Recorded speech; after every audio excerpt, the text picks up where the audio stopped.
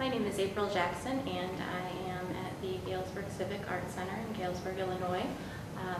Currently there is an exhibition of my work, and I'm very excited. It is my first actual gallery show.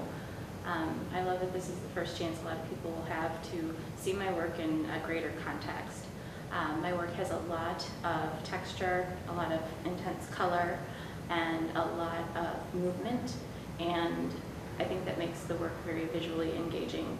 And there's oftentimes a story behind it. And there's a kind of a question as to whether or not you tell people the story of a painting, and I will tell the story if it is asked. But this is a piece that has a story, and it just has a happy story.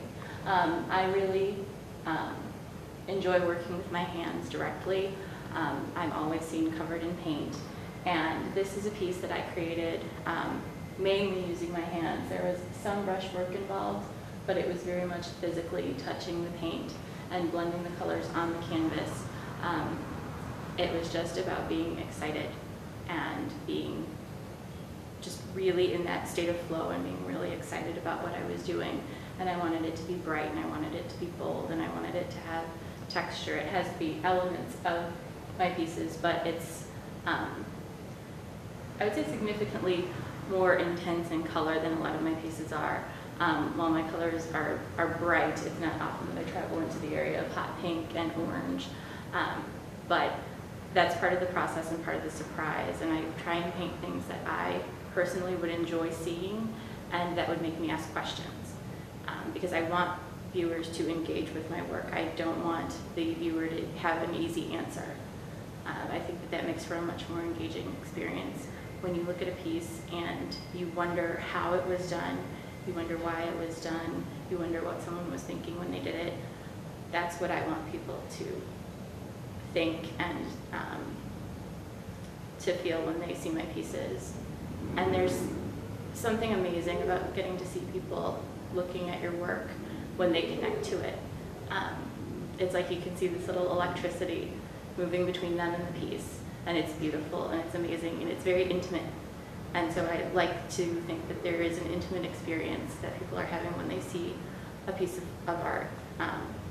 And when you have people who are seeing something and really enjoying it, and enjoying it in ways that you as a creator may have never enjoyed it, it really brings something. And so it's like your experience doesn't end when the paint dries. The experience of making art keeps going. How much of the end result is in your head when you start? Very little. A lot of times I will just see a very basic shape. And it might be a shape of a line, and I want to expand upon that line. It might be formed with mass. Sometimes I will see a texture, almost like looking at swatches of fabric in my head. And I will kind of choose that and extrapolate on it. One of the things that is kind of a characteristic of my paintings is that they don't really have a very definite edge to them. The paintings do keep going beyond the four sides of a canvas, and to me that's well, where is it going? Am I looking at something that is a whole piece, or am I looking at a giant version of a little tiny scrap of something? So there's a lot of this perception, and the question of perception in the work is, where does it end? Do you find that you have tied certain emotions or feelings to particular colors in a consistent way? I think that blue has been really significant in a lot of my work, and to me the blue has always been this kind of calming, serene, and watery element. In this piece in particular, it's the undercurrent of the painting. There is an undercurrent of blues and greens, and the reds and the warm colors are sitting on top of those blues and greens, and it's just like there's a calm in the background. And in some of the larger pieces, such as the last waterfall, the blue is the dominant element.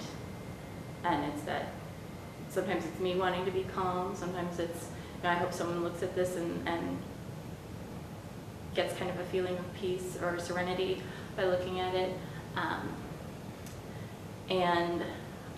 A lot of people will call my paintings dark, and they seem to be concerned that there are a lot of blacks and dark blues in my paintings. And to me, that's always a color that is colors that are tied into kind of mystery. And so I use those, and I am very much a reductive painter, so I will cover something in black and I will start scraping out and seeing what's underneath it. So to me, that is, it's kind of like unearthing things, and it's not negative, it's exploring more. Do you dabble in realism? Yes, I do. Just a little bit. I will work in pastels. Chalk pastels I really enjoy. There's something very calming about using them. And I used to do a lot of drawing. I don't do very much drawing, but I do actually enjoy drawing objects. Mm-hmm. I really like objects. I just hope that people enjoy looking at my work, and I hear a lot that people don't like art, but they like my art, and I'm like, maybe my art is bringing out something that you didn't know you liked.